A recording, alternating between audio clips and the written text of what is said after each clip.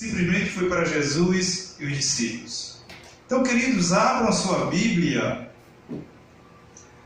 na primeira carta do apóstolo Paulo aos Coríntios, 1 de Coríntios, capítulo 11, versos 24 em diante. 1 de Coríntios, capítulo 11, versículo 24 em diante. A ceia feita por Cristo é para a igreja fazer hoje? Pergunta. A ceia feita por Cristo é para a igreja fazer hoje? Então vamos ler. E tendo dado graça, o partiu e disse: isto é o meu corpo que é dado por vós. Fazei isto em memória de mim. Por semelhante modo, depois de haver ceado, tomou também um cálice, dizendo: este cálice é a nova aliança, no meu sangue. Fazei isto todas as vezes que o bebedes, em memória de mim. Porque todas as vezes que comedes este pão e bebedes o cálice, anunciais a morte do Senhor, até que Ele venha. Oremos. Senhor Jesus, maravilhoso Deus e soberano, te louvamos, te agradecemos, Senhor, por todo benefício que o Senhor tem nos proporcionado e de nos iluminar os olhos para o conhecimento do Teu Evangelho. Sabemos, meu Deus, que o Senhor nos tirou das trevas e que colocou em nós o espírito de sabedoria, de inteligência e de conhecimento, não para vivermos mais, Senhor, segundo o sistema religioso, mas vivemos de conformidade com a Tua Palavra. Então, Senhor, em nome de Jesus, que o Espírito Santo, de vida, de poder, revigore as nossas mentes, o nosso espírito, nosso coração, para compreendermos tudo que a Tua Palavra falar. No nome de Jesus, a igreja diga amém. Amém. Graças a Deus. Queridos santos de Deus, eleitos, pedras vivas do Senhor, nesta manhã vou fazer um breve reprise daquilo que ouvimos no domingo antes do carnaval, a respeito da ceia, que a ceia feita por Jesus é para a igreja fazer hoje. Então vamos, com a palavra, entender se é para a igreja fazer ou se não é para a igreja fazer. Então, mediante a Escritura, a própria palavra, nós vamos analisar texto por texto acerca do que Paulo falou, acerca do que Jesus falou, acerca do que os apóstolos falaram. Então, queridos, na primeira mensagem, a qual eu trouxe para esse ministério, para esta igreja, eu me senti inquietado. Acredito que muitos se sentiram inquietados ao ouvir a primeira vez eu falar a respeito da ceia, a respeito desse cerimonial, a respeito desse ritual. Então, depois que ouvi uma mensagem a respeito da ceia, do cerimonial, queridos, não só foi uma vez que eu vi por várias vezes. Como disse na primeira mensagem, lutei, relutei, tentando refutar, tentando reprovar, porque aquele pastor falara, aquele pastor ensinara a igreja. Mas não consegui, queridos, porque depois de muito análise, depois de muito ouvir, ler, não consegui, porque é a pura verdade de Deus. Quando se diz respeito da ceia. A ceia era um memorial para os discípulos judeus. É um cerimonial para os discípulos judeus e não para a igreja gentílica. A igreja gentílica hoje, meu amado, não precisa passar por este ritual, o qual o sistema religioso trouxe para dentro da igreja. Então vimos na primeira mensagem que o significado de ceia no dicionário bíblico, como na língua portuguesa, é refeição, jantar, que significa última refeição do dia. Então, que é composta, eu disse para nós hoje, nordestinos, brasileiros, pernambucanos, que é composta de quê?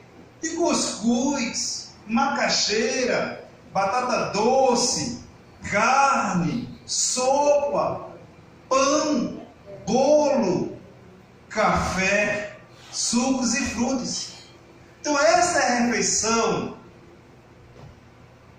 que nós, nordestinos, pernambucanos, fazemos muitas vezes às 18 horas, como de costumes. Alguns comem pães, outro tem a sua macaxeira. Então, amados, no original grego também diz, na primeira mensagem, que significa jantar, refeição, banquete, e nunca um pedaço de pão e um copo de vinho. Sempre foi uma refeição completa. Queridos, o texto que acabamos de ler, ele tem texto e contexto. O texto que acabamos de ler, ele tem texto e contexto. Mas nós, pastores como eu, que só trazia o texto e não o contexto, levava a igreja a participar desse ritual, o qual, no mundo religioso, vamos dizer que 99% pratica esse cerimonialismo. Então, os pastores só lêem o texto e a igreja levanta o pão e o cálice e faz a cerimônia. Por quê? Porque ela crê, porque ela acredita, porque ela confia que este cerimonialismo é verdadeiro. Queridos, Jesus disse: errais não conhecendo as Escrituras. Então, amados, essa cerimônia atual, a qual eu falei que 99% do cristianismo pratica, é um ritual criado pelo sistema religioso. Por quê? Queridos, esta ceia, a qual é feita nos templos de um pedaço de pão e um copo, ou seja, um cálice, descaracteriza a ceia de Cristo. Por quê? Na ceia de Cristo não tinha só pão e vinho. Eles tiveram uma refeição completa. Eles tiveram uma refeição completa. Então, para compreendermos do que falamos domingo, observe no livro de João, domingo antes do carnaval, no livro de João, capítulo 12 de João, ele diz, João capítulo 12, versos 1 e o 2. Ele diz: 6 dias antes da Páscoa, foi Jesus para Betânia, onde estava Lázaro, a quem ele ressuscitara dentre os mortos. E nesse interim, a sua irmã Marta, ela providencia uma ceia aos convidados. Jesus, os discípulos chegaram e ela providenciou. Verso 2: deram-lhe, pois, ali uma ceia. Marta servia, sendo Lázaro um dos que estava com ele à mesa. Então, Jesus vai para Betânia 6 dias antes da Páscoa, e na casa de Lázaro, o qual ele havia ressuscitado, Marta serviu. Serviu o quê? A ceia, que também nominada de Páscoa para eles. Então, Marta não serviu um café ou um copo de suco de uva e um pedaço de pão. Marta serviu uma refeição, porque era costume dos judeus, meu querido. Não era esta ceia estabelecida nos dias atuais na igreja. Ou seja, alguns no primeiro domingo estão anunciando a morte de Jesus. Ao fazermos essa cerimônia, o próprio apóstolo Paulo disse que nós estamos anunciando a morte de Jesus. Queridos, nós não fomos ressuscitados para estarmos anunciando a morte de Jesus. Nós fomos ressuscitados para estarmos anunciando o Cristo vivo, o Cristo ressuscitado. Então observe que Marta servia uma ceia. Como eu disse, os judeus tinham esses costumes, e o costume dos judeus era a ceia era uma refeição completa. No livro de Mateus capítulo 26, Mateus 26, onde muitos estudiosos afirmam que aqui Jesus estava instituindo a ceia para a igreja. Jesus não estava instituindo a ceia para a igreja. É aqui que se levanta a instituição da ceia para a igreja. Mas nós não ouvimos nem vemos Jesus instituindo a ceia para a igreja, mas fazendo a ceia com os discípulos judeus. E observe que antes dele fazer a ceia com os judeus, ele estava fazendo uma refeição. E nesse interim, ele ergue o pão, abençoa e entrega aos discípulos. Mateus 26, ele diz: enquanto comiam. Ora, observe que aqui o texto diz enquanto comiam. Quer dizer que nesse interim Jesus comia com os discípulos, Jesus comia com os seus seguidores. Enquanto comia, tomou Jesus um pão e, abençoando, o partiu e o deu aos discípulos, dizendo: tomai, comei, isto é o meu corpo. Então Jesus disse a quem? Aos discípulos: tomai, comei, isto é o meu corpo. Um símbolo, porque aquele pão não era o corpo físico de Jesus, aquilo era uma representação do corpo genuíno, verdadeiro, que iria surgir.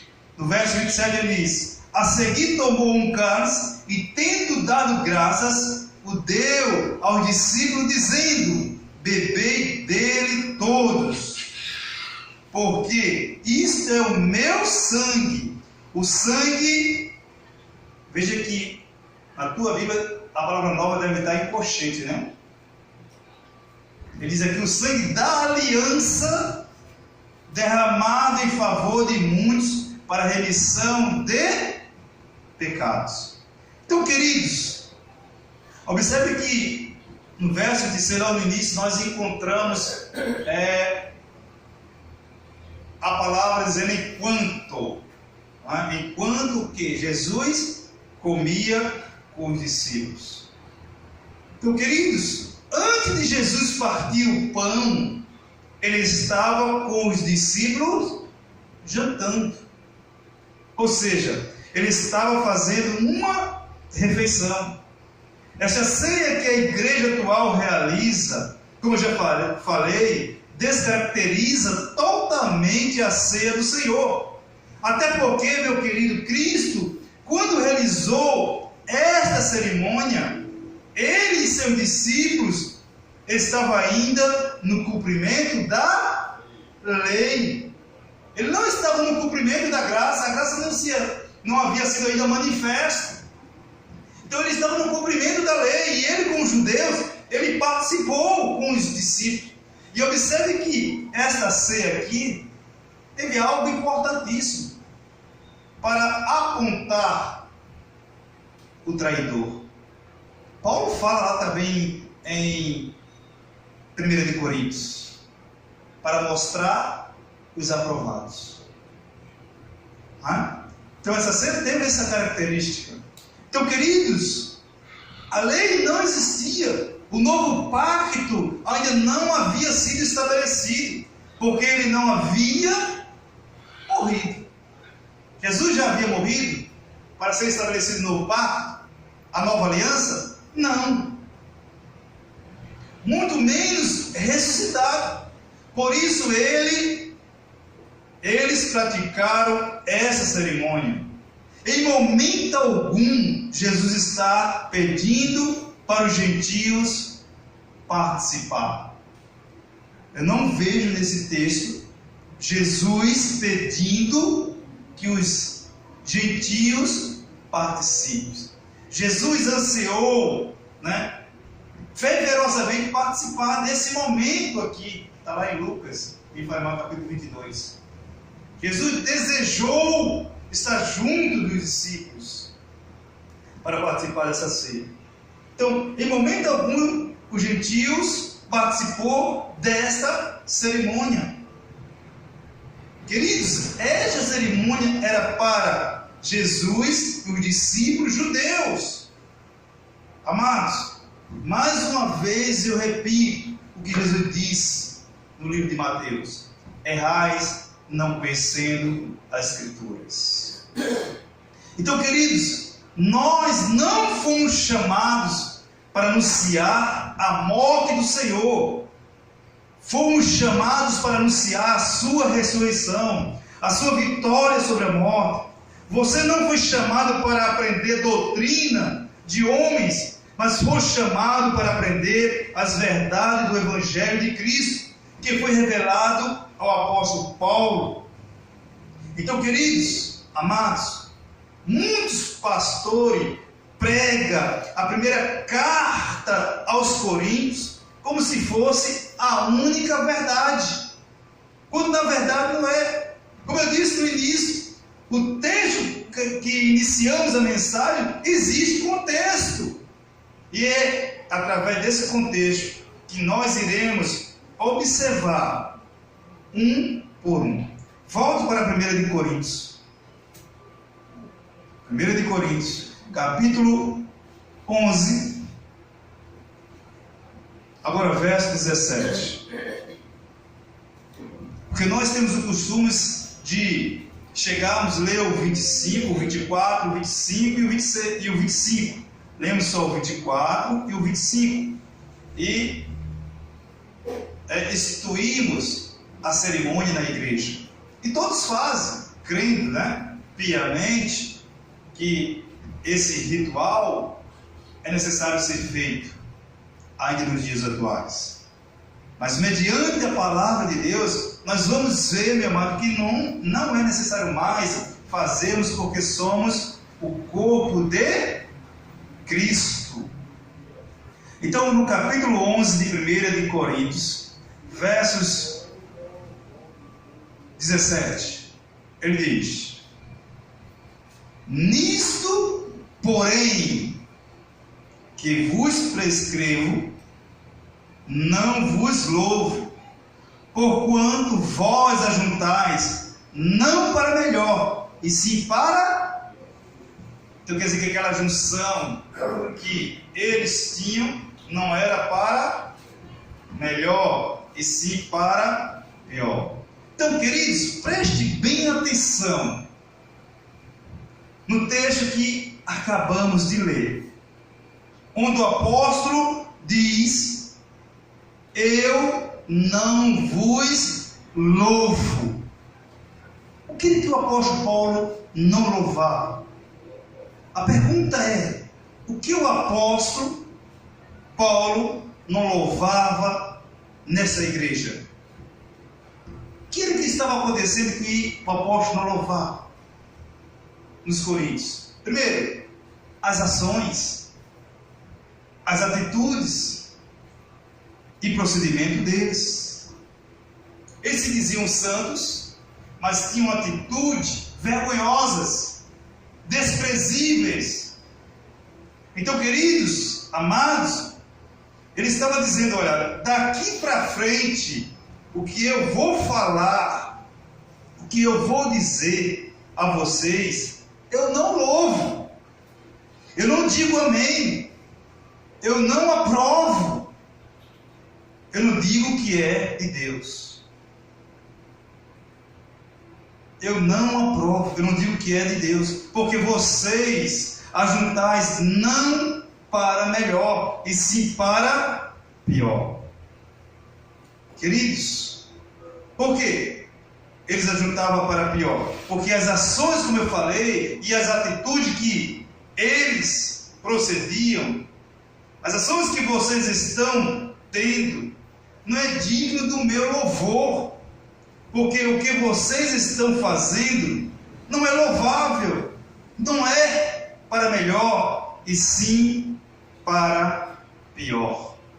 Então eles se uniam, né? E nessa união, eles não se juntavam para melhor, e sim para pior. No verso 18 e o 19 ele diz: porque antes de tudo estou informado haver divisões entre vós, quando vos reunis na igreja, e eu em parte o creio, porque até mesmo importa que haja partidos entre vós, para que também os aprovados se tornem conhecidos em vosso meio.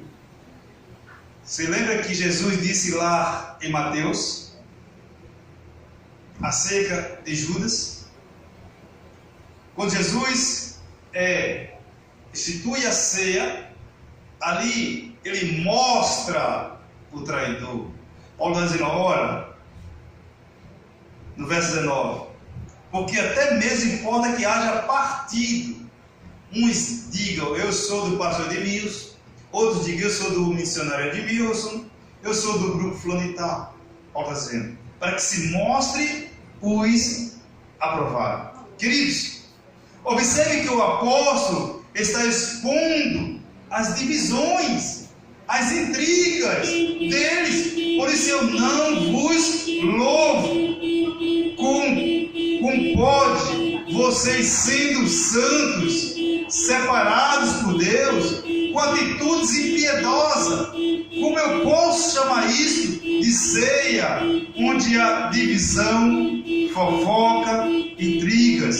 Vocês não se reúnem para melhor, e sim para pior. Então Paulo estava condenando aquela atitude, onde eles viam, se reuniam, de ser uma reunião de louvor, de adoração, era uma reunião de fofocas, era uma reunião de intriga, era uma reunião de divisão. Então pode dizer: olha, eu não os louvo, a atitude de vocês não são louvável, eu não posso louvar o que vocês estão fazendo. No versos 20 ele diz: quando pois vós reunis no mesmo lugar, não é a ceia do Senhor que comeis? Paulo fez esse questionamento. Quando, pois, vós reunis no mesmo lugar, não é a ceia do Senhor que comeis? Então, queridos, observe a colocação do apóstolo, quando diz, não é a ceia do Senhor que comeis. O Senhor diz, olha, não é a ceia do Senhor que comeis. Então, que ceia era esta que eles comiam? Se não era a ceia do Senhor, que ceia era essa que eles comiam? A Páscoa judaica, né? Que é através de uma refeição completa. A ceia do Senhor, meu amado, que ele instituiu, foi aos discípulos. Naquele momento que eles estavam comendo, que eles estavam fazendo a refeição, Jesus, naquele inteirinho, pega o pão e parte e dá aos discípulos. Observe que Paulo diz aqui, ó, não é a ceia do Senhor que comeis. É porque muitas vezes nós esquecemos das vírgulas, dos pontos e passamos literalmente a ler. E logo dizemos que eles estavam comendo a ceia do Senhor, mas não era a ceia do Senhor que eles comiam. Mas o sistema religioso ensina que comemos a ceia do Senhor. O apóstolo Paulo diz, não é a ceia do Senhor que comemos, mas comemos a nossa própria ceia. Eles comiam a sua própria ceia. Queridos, esse estilo de ceia, como eu já falei, atual, descaracteriza a ceia do Senhor. Por quê? A ceia do Senhor, porque a ceia que o Senhor fez com os discípulos judeus, não só tinha pão e vinho, tinha uma refeição completa, ou seja, era uma janta. E nós não estamos inseridos nessa. A igreja gentílica não está inserida nesse contexto aqui. No versos 21. Porque ao comeres, cada um toma antecipadamente a sua própria ceia. E há quem tenha fome, ao passo que há também quem se embriague. Então veja, meu querido, que eles antecipadamente. Então, amados do Senhor, queridos, igreja eleita de Deus, observe que eles comiam e bebiam. O apóstolo relata que alguns se embriagavam. Então não só existia esse ritual que nós fazemos, existia comida e bebida.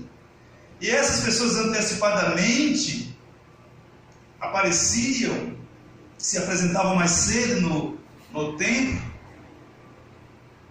e faziam suas próprias ceias. Então, queridos, não é esta ceia que fazemos que eles faziam. Eles comiam, eles bebiam mesmo.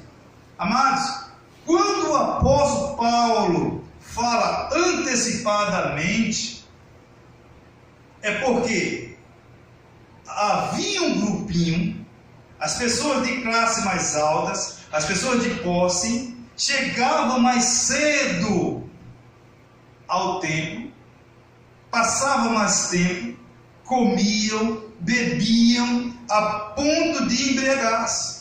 Ou seja, menosprezavam os pobres, a ponto de haver quem não jantasse.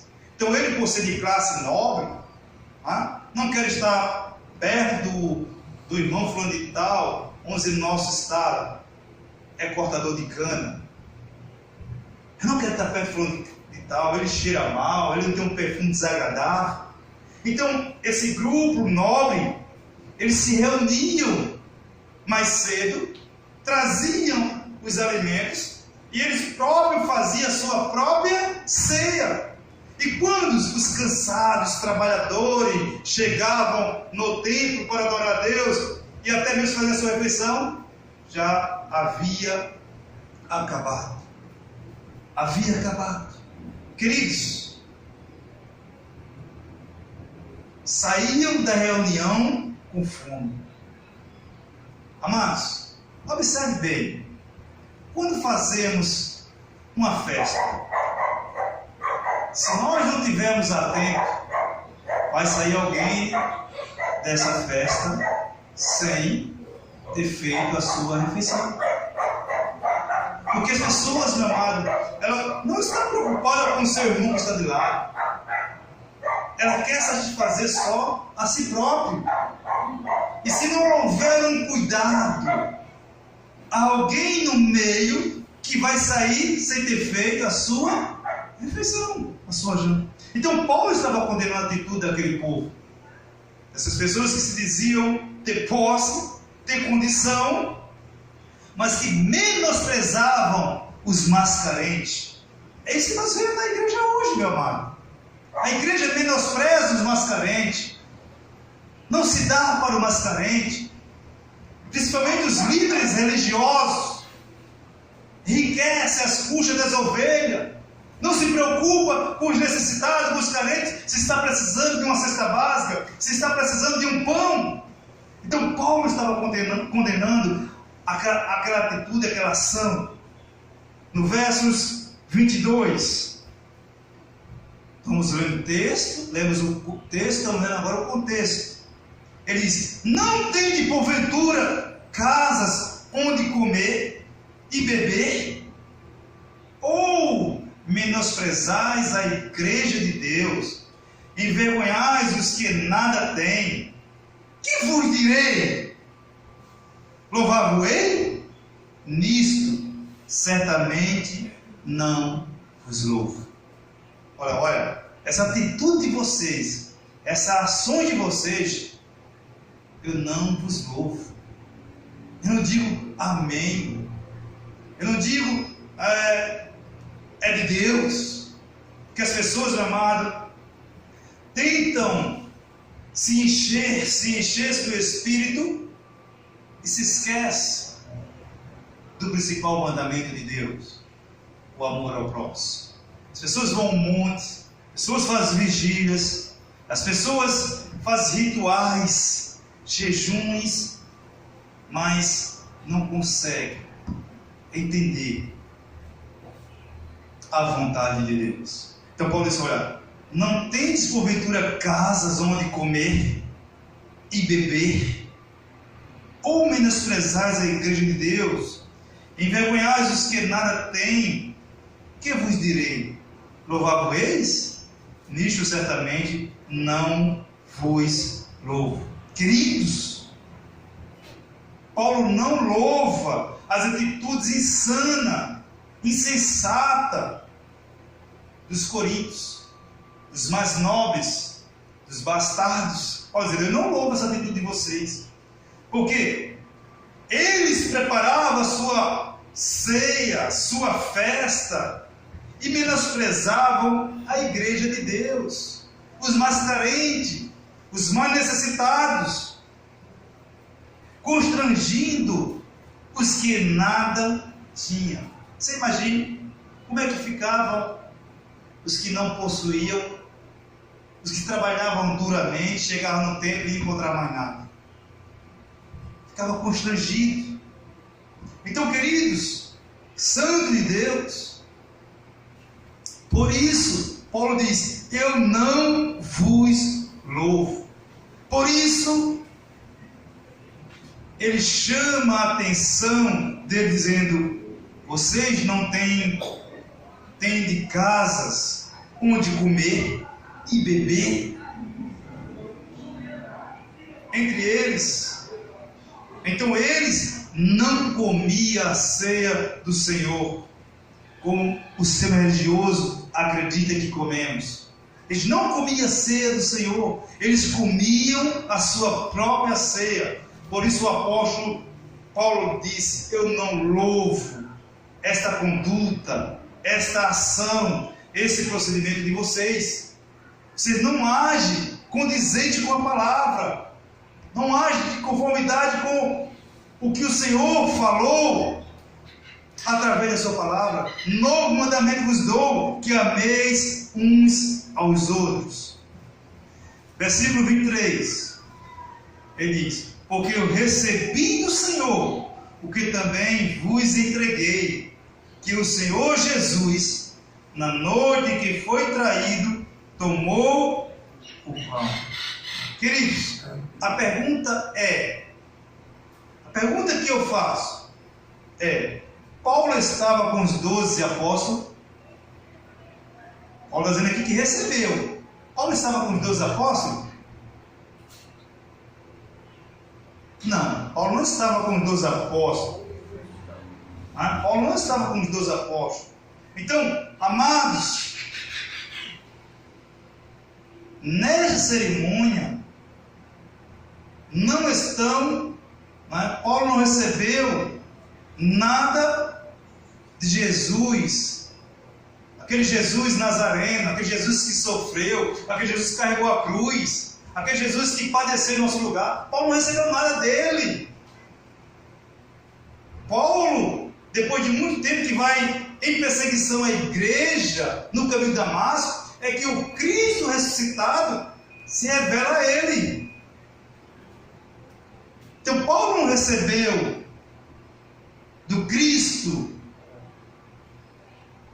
dias da carne.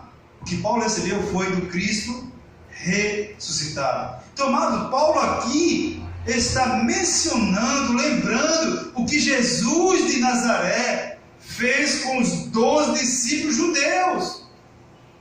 Ele está mencionando, ele está lembrando essa igreja. Vocês não lembram do que Jesus fez lá com os discípulos judeus? Vocês não estão lembrados? Então eles estão lembrando dessa igreja de Coríntios, a ação amorosa, a ação carinhosa, a ação do amor de Cristo com eles. Então, querido, Paulo não estava instituindo a cerimônia da ceia. Ele estava lembrando aos coríntios que aquele evento descaracterizava a ceia de Jesus. Por isso Paulo não louva, porque este evento foi realizado com Jesus e os discípulos judeus. Por isso que quando Pedro está entre os gentios, estava normalmente comendo feito gentios. Mas quando chegam os judeus, Pedro disfarça, e quer fazer com que o gentio viva como judeus. Queridos, nós não somos judeus, nós somos gentios. Então não devemos proceder da mesma forma que os judeus procediam. Nós temos um chamado para manifestar a ressurreição de Jesus, para anunciar a ressurreição de Jesus. Então, amados, Paulo não estava instituindo a cerimônia da ceia, ele estava lembrando aos coríntios que aquele evento descaracterizava a ceia de Jesus. Por isso Paulo não o louva, porque este evento foi realizado com Jesus e os discípulos judeus. Perceba, queridos, que Jesus não está falando lá em Mateus com a igreja. Jesus não estava falando com a igreja. Jesus estava com quem? Jesus estava com a igreja? Jesus não estava com a igreja. Jesus estava com os seus discípulos judeus. Jesus não estava com a igreja, porque a igreja, querido, ainda não existia. Ele falava com os seus discípulos judeus. Queridos, na hora que Jesus tomou o pão e disse: este é o meu corpo que é oferecido por vós, ele não falou, novamente digo, não falou com a igreja. Quando ele tomou o pão, ele falou com quem estava ao redor dele, junto dele, na mesa. Ele não falou que a igreja não havia sido instituída.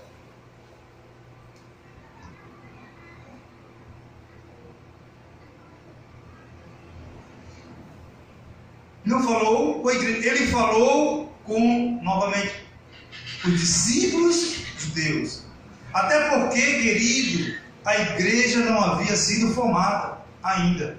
O que estava em vigor nesta cerimônia de Jesus era a lei de Moisés.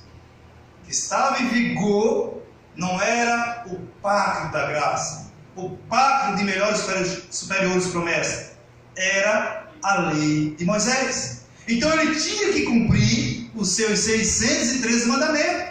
Como judeu, ele tinha que participar daquele ritual até ele ser morto e ressuscitado para iniciar-se o novo pacto de melhores e superiores promessas. Então, nessa cerimônia era a lei de Moisés. Era preciso que o testador morresse para termos início o novo pacto, que é de melhor e superiores promessas, que é o pacto da graça.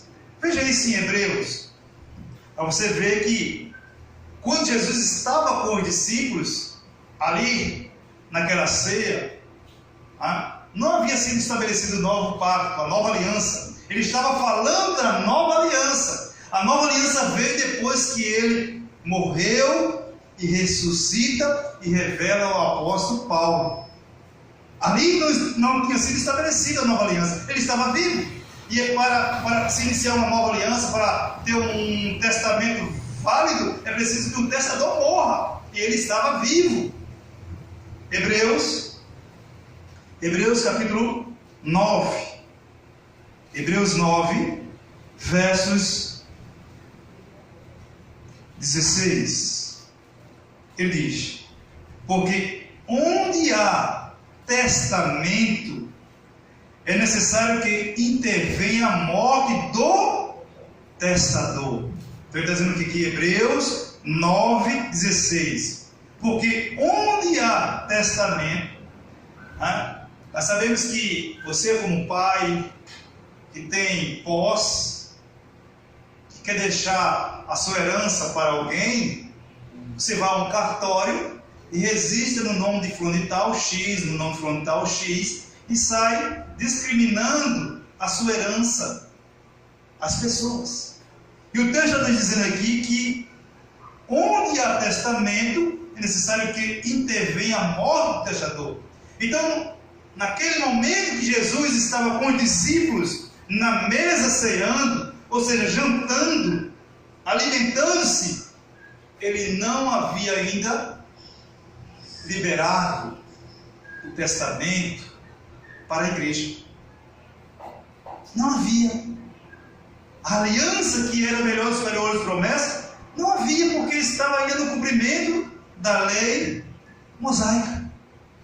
No verso 17: pois um testamento só é confirmado no caso de mortos, visto que de maneira nenhuma tem força de lei enquanto vive o testador. Então aquela cerimônia de Jesus, meu amado, se ele está vivo, não tem vigor algum. Precisou ele morrer para que aquela cerimônia fosse o quê? Descaracterizada, desfeita, e iniciasse o novo pacto que é de melhor e superiores promessas. Então, queridos, volte agora novamente para o capítulo 11 de 1 de Coríntios. Nós vimos que era preciso que o testador viesse a morrer, para que a nova aliança, o novo pacto entrasse em vigor. Porque ali estava estabelecida a lei de Moisés, e ele tinha que participar daquele momento cerimonial. Volte para 1 de Coríntios, capítulo 11, versos 24. 1 de Coríntios 11, versos 24. 1 de Coríntios 11, versos 24. Ele diz: e tem dado graça no partido, diz: isto é o meu corpo que é dado por vós. Fazer isto em memória de mim. Dado a quem? A igreja? Aos discípulos. Fazer isto Isso é meu corpo que é dado por vós, os discípulos que estão presentes.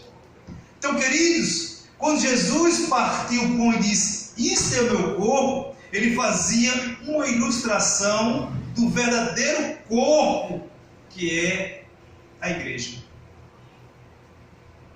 O pão ali era físico, porque representava a lei de Moisés, que vivia de sombras do real. Hoje, o que vivemos é o real. Cristo não está mais morto, Cristo está vivo e dentro de cada um de nós. Diga, Cristo está vivo. Cristo está vivo. E dentro de mim. Dentro de mim. Então, meu amado, aquela cerimônia que os discípulos fizeram, que Jesus fez, não é mais para a igreja, porque Cristo está dentro de nós. João disse que ele é o quê? O pão vivo. E esse pão vivo está onde? Numa padaria? Onde um padeiro pagão faz o pão para que tomamos café? O pão vivo está dentro de nós hoje, meu amado. Este é um ritual que é manifesto pelas igrejas. Então, queridos, Cristo está dentro de cada um de nós. Queridos, é raro vermos alguém fazendo homenagem em memória de quem está vivo, né? É raro, raríssimo. Então, a gente vê mais por aí, quando passamos nos viadutos, em memória de quem? De um governador, de um rei que já morreu, está lá em memória de mim. Eu pergunto, Cristo está morto? Cristo está morto? Então Cristo está vivo. Então não podemos continuar fazendo esse cerimonial que estaremos anunciando sempre a morte de Cristo. Então, quando nos reunimos para celebrar a ressurreição de Cristo, para anunciarmos a sua vitória sobre a morte. Nós estamos dizendo, Jesus vai morrer. Jesus vai morrer. Jesus vai morrer. Porque era isso que fazíamos. Como diz aqui no verso 26, olha. Porque todas as vezes que comerdes este pão e bebedes o cálice, anunciais a vida de Cristo. Anunciais a morte de Cristo. Então, toda vez que nós celebramos, meu amado, esse ritual, nós estamos anunciando, Jesus vai morrer. Jesus vai morrer. Está eu imitando aqui o pastor Geraldo agora. Então nós não fomos chamados para anunciar que Jesus vai morrer, fomos chamados para anunciar que Jesus está vivo. Jesus está vivo, meu amado. Jesus não está morto. Nós fomos chamados para anunciar a vida de Cristo. Nós não fomos chamados para anunciar a morte de Cristo. Tu foste chamado para anunciar a sua vitória sobre a morte. Tu fosse chamado para anunciar a sua ressurreição. Então que a igreja diga, Cristo está vivo. Bem forte, meu amado. Isso não foi para Cristo, isso foi para mim, foi para o outro. Cristo está vivo. No verso 25, ele diz, por semelhante modo, depois de haver ceado, tomou também um cálice, dizendo, este cálice é a nova aliança, no meu sangue. Fazer isso todas as vezes que o bebedes, em memória de mim. Então, amados, observe que o apóstolo Paulo está mostrando nesse texto como foi que Jesus fez a ceia com os discípulos judeus. Ele não está impondo à igreja este ritual, esta cerimônia, até porque nós não somos judeus, e sim gentios. Essa cerimônia era para os judeus, na época da dispensação da lei mosaica. Nós estamos numa aliança que é de melhor e superiores promessas. Amém, meu amado? Amém. Nós estamos numa aliança que é maior e melhores promessas. Verso 26.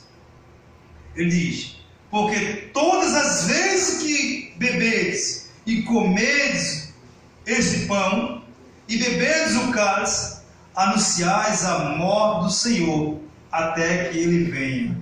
Ora, Jesus veio ou não veio? Se Ele não veio, Ele não está em nós. Ele veio e está em nós, meu querido. Ele está em nossas vidas. Ele habita em nós. Então, queridos, este venha aqui que Paulo está falando, não é aquele venha sobre a nuvem. Entenda, esse venha aqui não é aquele venha sobre a nuvem. Mas este venha que Paulo está falando é aquele que reflete a sua ressurreição dentre os mortos. É por isso que ele está em mim e você. Paulo não está falando daquele venha no final do versículo diz aqui, até que ele venha.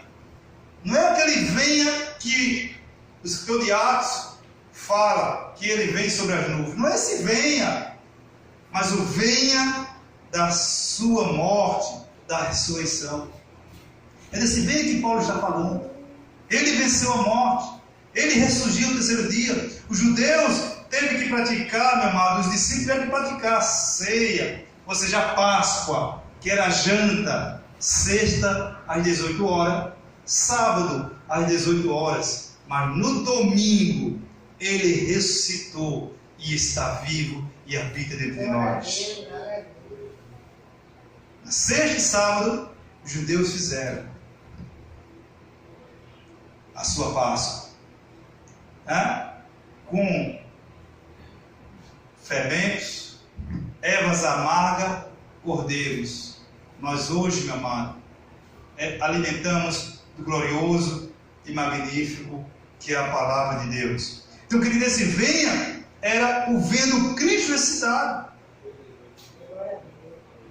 do Cristo que ressuscitou dentre os mortos. Por isso, amado, não devemos mais anunciar a morte de Cristo, mas a sua ressurreição. Porque se fizermos este cerimonial, estamos dizendo Jesus vai morrer, estaremos novamente crucificando a Jesus. É isso que esse cerimonial anuncia. Mas nós não anunciaremos mais que Jesus vai morrer, e sim anunciaremos que Jesus está vivo. Observe em Romanos capítulo 6, estamos chegando ao final. Romanos capítulo 6, versos 9. Romanos 6, 9. Ele diz, olha, sabedores de que havendo Cristo ressuscitado dentre os mortos, já o que a igreja não morre. A morte já não tem domínio sobre ele. Olha, então Cristo não morre mais, meu amado. A igreja anuncia mensalmente a morte de Cristo, todas as vezes que celebra, todas as vezes que faz o cerimonial da ceia, quando na verdade a palavra diz que ele não morre mais. Ele está vivo, ele reina, ele governa, ele tem um controle de tudo, nos céus e na terra. Versos 24. Colossenses capítulo 1, verso 24. Ele diz: agora me regozijo nos meus sofrimentos por vós. Olha, falando com a igreja, olha, regozijo no meu sofrimento por vós, e preencho o que resta das aflições de Cristo na minha carne, a favor do seu corpo, que é um pedaço de pão. Acho que a igreja não está acompanhando. Olha isso no finalzinho aqui, ó.